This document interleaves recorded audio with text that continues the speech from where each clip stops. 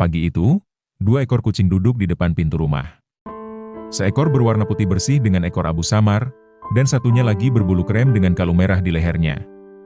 Mereka duduk rapat di depan pintu jeruji hitam yang tertutup rapat, memandang penuh harap ke dalam rumah. Si putih mengeong pelan, nada suaranya lembut namun terus-menerus, seolah memohon agar seseorang di dalam rumah segera membukakan pintu. Si krem sesekali menoleh ke arah saudaranya, tanpa ragu apakah rengekan itu akan berhasil. Namun si putih tak menyerah. Ia mendekat ke pintu, menempelkan wajahnya ke celah jeruji, matanya tak lepas menatap ke dalam, terus mengeong, memanggil dengan suara lirih namun penuh tekad. Waktu terus berjalan. Di video berikutnya, si putih tetap berada di depan pintu yang sama. Rengekannya tidak berubah. Ia duduk, berdiri, lalu duduk kembali, seperti tak tahu harus berbuat apalagi selain terus meminta dengan caranya sendiri. Semangatnya tidak surut sedikit pun. Ia yakin, pintu itu akan terbuka jika ia cukup gigih. Hingga akhirnya, dalam video terakhir, terlihat bahwa si krem mulai menyerah. Ia kini berbaring di lantai teras, tepat di samping bangku plastik merah muda. Nafasnya terlihat berat, matanya mulai terpejam, tubuhnya lemas kelelahan setelah sekian lama menunggu. Tapi tatapannya kadang masih mengarah ke si putih yang kini berjalan mondar-mandir di depan pintu. Masih berusaha. Masih mengeong. Masih berharap. Si krem hanya bisa menyaksikan dalam diam, antara lelah dan heran, melihat kegigihan saudaranya yang seolah tak mengenal putus asa. Mungkin dalam hati kecilnya ia mulai percaya bahwa mungkin, hanya mungkin, ketekunan itu akan berbuah hasil. Meski hari mulai hangat oleh sinar matahari pagi, kedinginan tetap terasa di ubin yang mereka duduki. Tapi si putih tidak peduli. Ia sesekali menempelkan hidungnya pada jeruji besi, mencoba mencium aroma dari dalam rumah yang pernah menjadi tempat hangat untuk tidurnya, tempat di mana ia dulu biasa duduk di bawah meja makan atau menggeliat di pojok karpet ruang tamu. Ia menengok ke belakang, melihat si krem yang kini mulai memejamkan mata. Si krem tampak lelah, mungkin bukan hanya secara fisik, tapi juga secara batin. Harapan di matanya mulai memudar. Namun si putih masih teguh. Ia tidak bisa menyerah. Ada sesuatu di dalam rumah itu, entah rasa aman, kenangan, atau harapan, yang membuatnya tidak mau berbalik pergi begitu saja. Jam terus bergulir. Suara rengekan si putih semakin parau, tapi semangatnya tidak berkurang. Ia bahkan berdiri dengan dua kaki depannya menempel pada pintu jeruji, berusaha menggapai sesuatu yang tak terlihat. Lalu ia kembali duduk. Menunggu. Mengeluskan tubuhnya ke bawah pintu. Mengeong lagi. Tak ada jawaban. Si krem membuka matanya sedikit, menatap saudaranya dengan tatapan yang sulit diartikan, antara kagum, kasihan, dan mungkin sedikit rasa bersalah karena ia sendiri sudah menyerah lebih dulu. Ia pernah mencoba, seperti si putih, tapi waktu telah mengikis keyakinannya. Si putih terus berusaha. Bahkan saat bayangan manusia terlihat sekilas di balik kaca jendela, ia mengeong lebih keras. Telinganya menegang, matanya membesar. Tapi langkah itu berlalu begitu saja. Tidak ada suara kunci. Tidak ada derit engsel pintu. Hanya keheningan kembali menyelimuti, angin sore mulai bertiup. Si putih masih di sana. Sementara si krem perlahan bangkit, berjalan mendekat dan duduk di samping saudaranya. Tidak lagi untuk mencoba masuk, tapi sekadar menemani. Mungkin dalam diam ia berkata, "Aku tak sekuat kamu, tapi aku akan tetap di sini bersamamu." Dan untuk sesaat, dua kucing itu hanya duduk berdampingan. Dalam keheningan yang dalam, di depan pintu yang. Hari beranjak sore. Cahaya matahari mulai condong ke barat, menebarkan bayangan panjang dari kisi-kisi pintu ke lantai marmer. Si putih masih duduk tegak, matanya tak lepas dari arah dalam rumah. Sekali-sekali ia mengeong lirih, namun tak sekeras sebelumnya. Bukan karena menyerah, tapi karena suaranya mulai habis. Tekadnya tetap sama, namun tubuhnya mulai lelah. Si krem, yang kini duduk lebih dekat, menatapnya lama. Biasanya si putih adalah sosok yang tenang, bahkan kadang penurut. Tapi kali ini, si putih menunjukkan sisi lain, sisi yang penuh semangat, tak mudah menyerah, bahkan mungkin lebih berani dari yang selama ini si krem kira. Seekor kupu-kupu melintas di depan mereka, membuat si krem menoleh sejenak. Namun si putih tetap tak bergeming.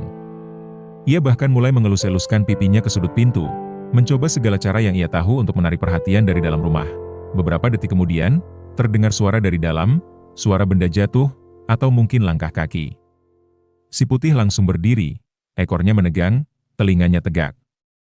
Ia mengeong lagi, kali ini sedikit lebih nyaring, dengan sisa-sisa suara yang masih ia miliki. Si Krem ikut berdiri, meski tidak sedekat sebelumnya dengan pintu. Matanya menatap, tapi tubuhnya seolah siap untuk mundur jika harapannya kembali pupus. Namun pintu itu tetap tidak bergerak, angin sore kini membawa hawa dingin. Si Putih menurunkan tubuhnya kembali ke lantai. Duduk dengan leher tegak, matanya mulai berkaca-kaca oleh lelah yang teramat sangat. Si Krem perlahan mendekat, lalu menjilati kepala saudaranya, sebuah isyarat bahwa ia bangga dan mendukung. Meski tidak banyak yang bisa ia bantu, langit mulai menggelap. Cahaya dari balik pintu rumah perlahan mulai menyala. Rumah itu hidup, namun tak satupun penghuni menyadari dua pasang mata penuh harap di balik jeruji besi. Si Putih menunduk, tapi hanya sejenak. Ia lalu menatap lagi ke dalam, kali ini tanpa suara, hanya tatapan yang menyimpan banyak harapan. Dan saat malam akhirnya Fajar menyingsing perlahan. Udara pagi masih lembut membelai dedaunan, dan embun masih bertengger di ubin teras. Dua ekor kucing itu masih ada di sana, tidur berdempetan dalam balutan kehangatan yang mereka ciptakan sendiri di bawah dinginnya malam. Si Putih meringkuk rapat di sisi si Krem, dan si Krem melingkarkan ekornya seolah menjadi selimut untuk saudaranya yang lebih kecil. Dari balik pintu, samar terdengar suara aktivitas. Ada yang bangun, ada yang berjalan. Lampu-lampu dalam rumah menyala satu persatu.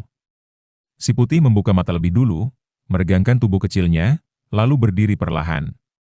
Ia menatap pintu itu lagi, pintu yang tak berubah, tapi hari ini entah mengapa terasa berbeda. Si Krem juga mulai menggeliat bangun, menguap lebar, lalu duduk sambil menatap saudaranya. Kali ini, ia tampak lebih terlibat. Mungkin rasa heran semalam kini berubah jadi keyakinan kecil. Mungkin, hanya mungkin, harapan itu memang layak diperjuangkan. Tiba-tiba, terdengar suara klik dari balik pintu. Kedua kucing itu serempak menegakkan telinga. Si Putih langsung mendekat, tubuhnya tegak tapi hati-hati. Si Krem menyusul, tapi masih menyimpan jarak. Pegangan pintu bergerak, si Putih mengeong, suaranya pelan namun penuh makna. Kali ini bukan rengekan, melainkan sapaan penuh harap. Pintu itu perlahan terbuka, dan sepasang mata manusia mengintip keluar. "Hah? Kalian di sini semalaman?" Suara lembut itu berkata. Penuh keheranan dan sedikit rasa bersalah. Tanpa menunggu lebih lama, si Putih menyelusup masuk begitu pintu cukup terbuka, langsung menuju tempat yang ia rindukan. Ruang hangat di balik dinding, bau makanan, dan suara lembut yang menenangkan. Si Krem hanya berdiri mematung di ambang pintu, menatap saudaranya yang akhirnya berhasil. Namun setelah beberapa detik, manusia itu menoleh ke arah si Krem. "Ayo, kamu juga. Masuk." Si Krem ragu sejenak. Tapi kemudian, perlahan, ia melangkah masuk. Bukan karena lapar, bukan karena udara luar terlalu dingin. Tapi karena ia tak ingin teh. Setelah masuk ke dalam rumah, si Putih seolah tak percaya. Ia berjalan pelan, berhenti setiap beberapa langkah, mencium satu persatu benda yang dulu hanya bisa ia lihat dari sela pintu. Bau kayu, aroma karpet, suara detak jam dinding, semuanya seperti irama baru yang belum pernah ia kenal, namun terasa begitu akrab di hati. Si Krem, seperti biasa, lebih tenang. Ia memilih duduk di sudut dekat rak sepatu, mengamati segala gerakan saudaranya. Namun sorot matanya kini berbeda. Tak lagi lelah, tapi penuh rasa ingin tahu. Ia belum siap menjelajahi seperti si Putih, namun ia juga tak ingin tertinggal dalam petualangan ini. Sang pemilik rumah, seorang perempuan paruh baya dengan tangan lembut dan senyum yang hangat. Mengambil dua mangkuk kecil. Ia menuangkan sedikit susu hangat dan beberapa potongan ayam kukus. "Untuk kalian yang sudah berjuang semalam," katanya lirih, seolah tahu apa yang terjadi. Si Putih langsung menghampiri mangkuk itu, mengeong kecil seolah berterima kasih. Si Krem butuh waktu lebih lama, tapi akhirnya ikut bergabung. Mereka makan berdampingan, bukan hanya mengisi perut, tapi juga menerima kenyataan baru, bahwa perjuangan semalam tidak sia-sia. Hari-hari berikutnya menjadi hari penuh kejutan. Si Putih dengan cepat beradaptasi. Ia suka tidur di kursi rotan dekat jendela, di mana sinar matahari pagi masuk membentuk pola-pola hangat di lantai. Ia sesekali mengejar bayangannya sendiri atau duduk tenang menonton burung dari balik kaca. Ia seperti anak kecil yang akhirnya menemukan taman bermain yang sempurna. Si Krem, seperti biasa, penuh perhitungan. Ia jarang naik ke tempat tinggi dan selalu tidur di sudut ruangan, tapi matanya selalu awas. Ia memperhatikan setiap sudut rumah, menghafal suara langkah, mengenali aroma setiap tamu. Ia seperti penjaga diam rumah itu, tidak mencolok, tapi selalu hadir. Meski berbeda, mereka tetap selalu bersama. Bila si putih menemukan tempat baru yang nyaman, ia akan kembali dan mengajak si krem ikut. Bila si krem men